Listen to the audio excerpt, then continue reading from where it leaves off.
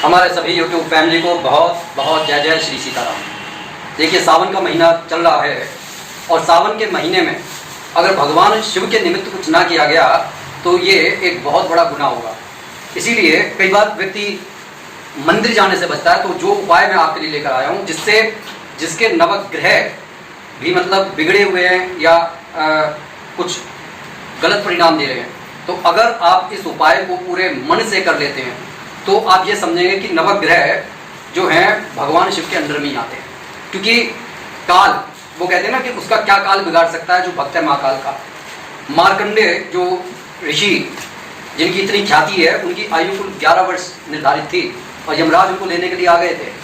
लेकिन जब उन्होंने भगवान शिव की पूजा शुश्रूषा की और जाकर शिवलिंग से लिपट गए, तब यमपाश तक टूट गया था। और उस समय क्रोधित होकर भगवान शिव आए कि भाई तुमने इतना दुस्साहस कैसे किया, मेरे भक्त को ले जाने का दुस्साहस कैसे किया।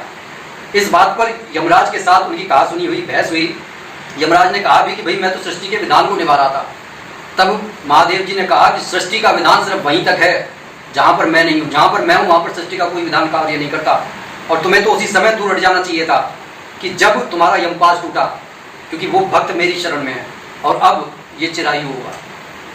तो कहने का ये अर्थ है कि जो हमारे जीवन में किसी चीज की कमी हम चाहते हैं, लेकिन विधाता ने अगर उसको नहीं लिखा है, तो आप ये समझ लीजिए कि आप भगवान शिव की शरण में अगर चले जाते हैं तो आपको वो चीज मिलकर रहेगी। आपके दुर्भाग्य को सौभाग्य में बदलने का अगर किसी एक के पास अधिकार है तो वो भगवान शिव है। उसके बाद दूसरे नंबर पर हम कह देते हैं कि रुद्रावतार, वो भी किसके अवतार है? रुद्र के अवतार महाबली हनुमान जी।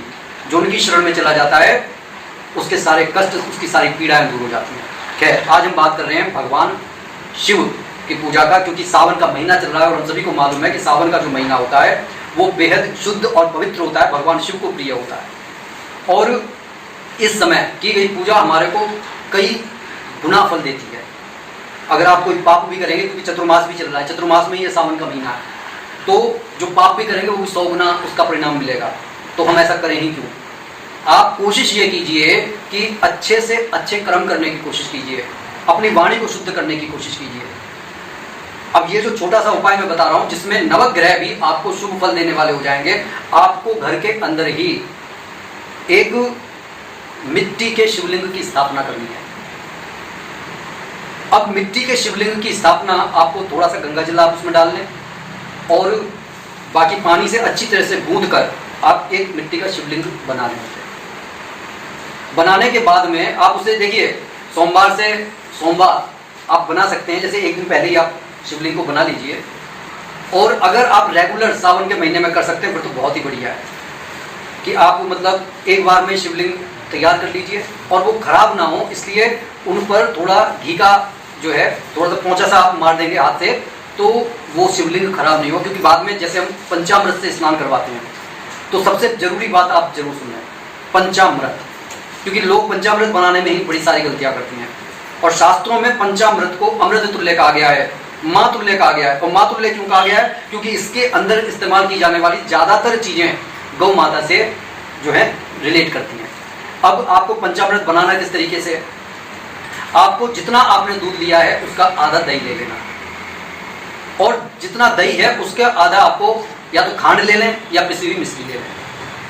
उसके बाद उसमें उस मिश्री का भी आधा आपको शहद लेना है और शहद का भी आधा आपको घी लेना है। इसे ढंग से आपको फेंट लेना है। ये आपका पंचामृत तैयार हो जाता है। इसमें थोड़ा सा गंगा जल जरूर मिला है।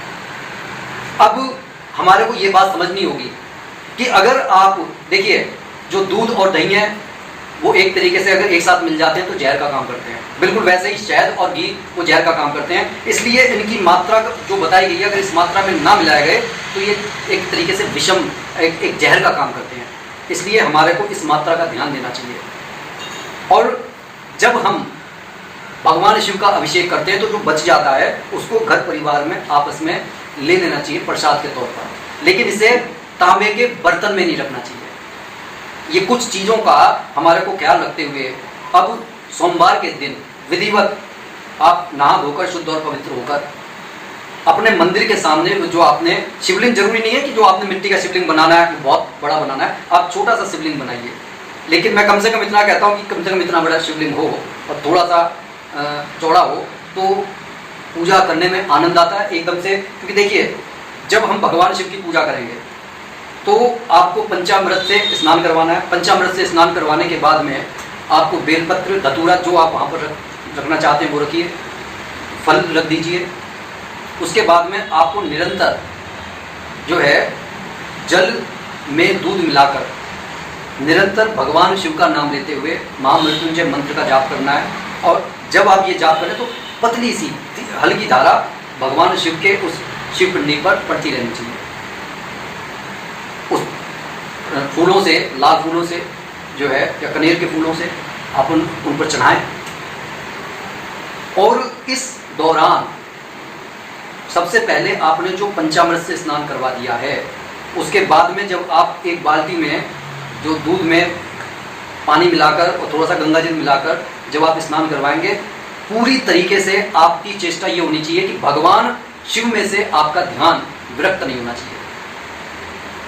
आपकी कोशिश ये होनी चाहिए कि आपके आज्ञा चक्र पर भगवान शिव ध्यान मग्न नहीं होना चाहिए, उनकी आंखें खुली होनी चाहिए जैसे कि वो आपको देख रहे हैं। और आप जब उन पर जब जल चढ़ा रहे हैं 108 बार आपको जल चढ़ाना है।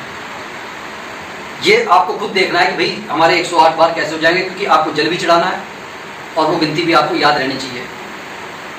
मैं ये नहीं कहूँगा कि आप उल्टे हाथ से करें, या तो घर परिवार के जने अगर एक साथ बैठ जाएं तो बहुत अच्छी बात है, एक जना माला ले ले, वो करता रहे और एक जना जल चढ़ाता रहे, तो इस तरीके से आपकी गिनती पूरी हो सकती है। लेकिन 108 बार होना चाहिए।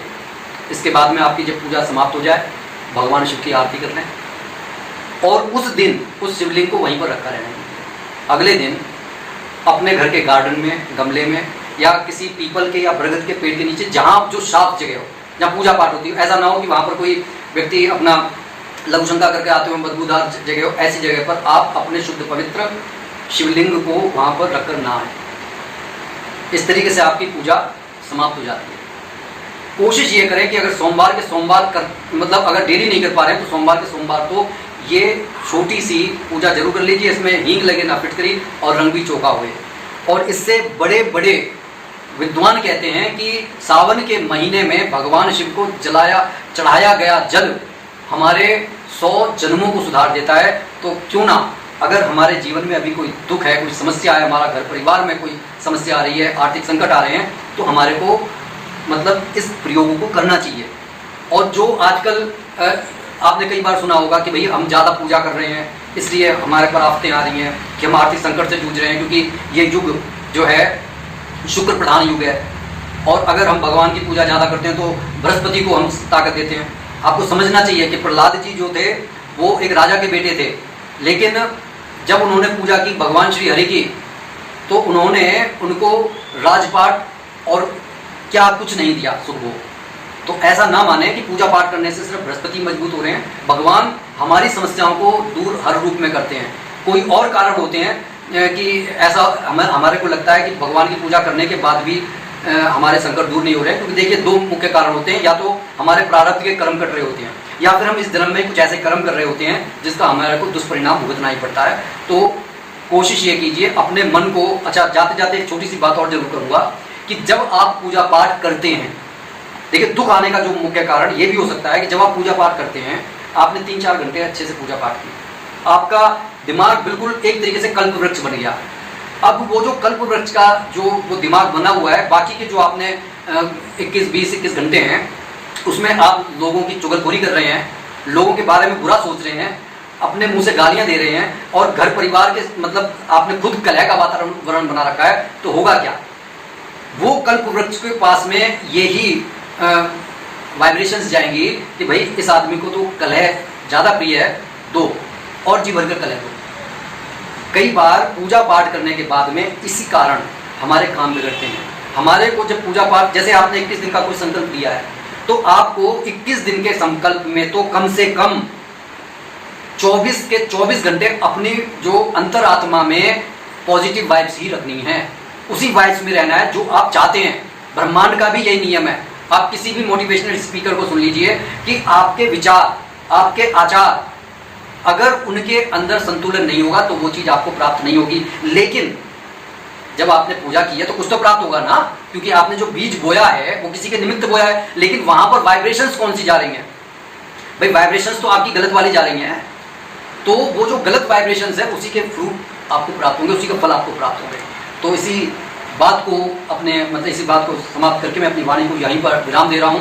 और आप सभी भाई बंधुओं से मेरी विनम्र प्रार्थना है कि जो भी चैनल पर आए हैं इसे सब्सक्राइब करें, ज़्यादा से ज़्यादा हमारे को मोटिवेशन करने के लिए इस वीडियो को शेयर करें और कमेंट बॉक्स में सुंदर सा इष्ट देव का अपना नाम लिखते हैं। इसी के साथ जय जय श्री सीताराम।